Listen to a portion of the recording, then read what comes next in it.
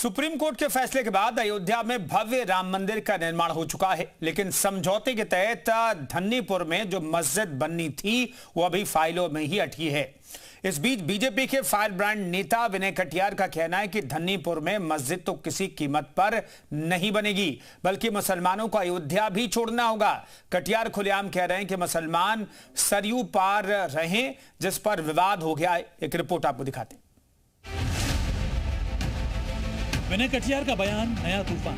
कटियार क्यों बोले अयोध्या छोड़ दे मुसलमान, धन्नीपुर में क्यों नहीं बनेगी मस्जिद। बीजेपी फायर ब्रांड नेता और अयोध्या के पूर्व सांसद विनय कटियार के बयान पर बवाल मच गया है। कभी अयोध्या आंदोलन के जनक रहे विनय कटियार अब सीधे सीधे मुसलमानों को अयोध्या छोड़ देने का फरमान सुना रहे हैं। विनय कटियार का कहना है कि मुसलमानों को अयोध्या में रहने की कोई जरूरत नहीं और उन्हें सरयू पार जाकर रहना होगा, क्योंकि ये राम की नगरी है और यहाँ मुसलमानों का कोई काम नहीं है।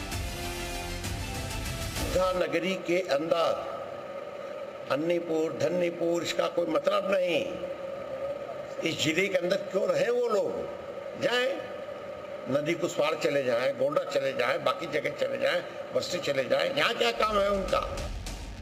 इतना ही नहीं, विनय कटियार ने तो यहाँ तक भी धमकी दे डाली कि अयोध्या के धन्नीपुर में कोई मस्जिद नहीं बनेगी। विनय कटियार तो खुलेआम ये कह रहे हैं कि जिस दिन मुसलमान अयोध्या छोड़कर जाएंगे उसी दिन असली दिवाली मनाई जाएगी। मस्जिद क्या है उसका, वो महाजिद थी। इसलिए जो कहते हैं मस्जिद वहां बनेगी, कुछ नहीं बनने वाला है, वहां बेकार की बात है। और जो हमारे यहाँ भी कुछ लोग जो सोच रहे हैं कि मस्जिद बनवाते हो, उनको हम तनखैया घोषित कर देंगे। अजीब बात है कि जो राम सभी को साथ लेकर चलते रहे, आज उन्हीं के नाम पर लोगों को बांटा जा रहा है। विनय कटियार के इस विस्फोटक बयान के बाद सियासत भड़कना तय था, लेकिन उससे पहले इकबाल अंसारी के बयान ने सभी को चौंका दिया। इकबाल अंसारी जो खुद बाबरी के पक्षकार रहे हैं, उनका कहना है कि धन्नीपुर में मस्जिद की कोई जरूरत नहीं, वहाँ खेती ही बेहतर है। खेती से अनाज पैदा होगा जो सबके काम आएगा। मस्जिदें तो धन्नीपुर में पहले से बहुत हैं। जहाँ भी जमीन मिली है वहाँ ऑलरेडी मस्जिद है, वहाँ मस्जिद की जरूरत नहीं है।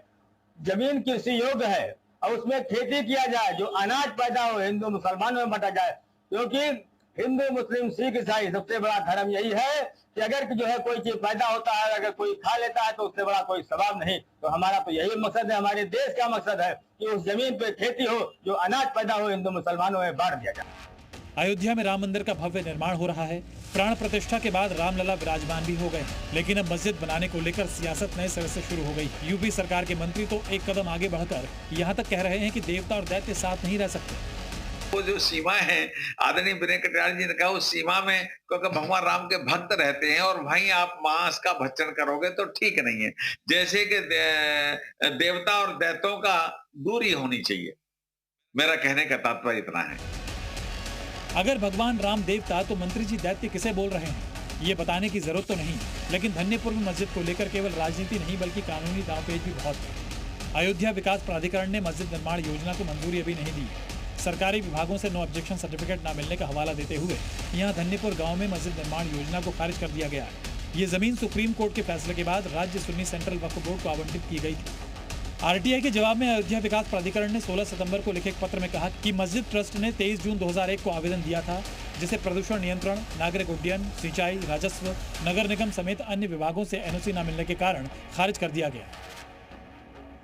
हालांकि ये ध्यान रखने की जरूरत है कि अयोध्या में सुप्रीम कोर्ट के फैसले के बाद राम मंदिर का निर्माण हुआ है और समझौते के तहत केंद्र सरकार ने मस्जिद निर्माण के लिए 5 एकड़ जमीन दी थी, लेकिन इसे लेकर लगता है कि सियासत अभी बाकी है। ब्यूरो रिपोर्ट, जी मीडिया।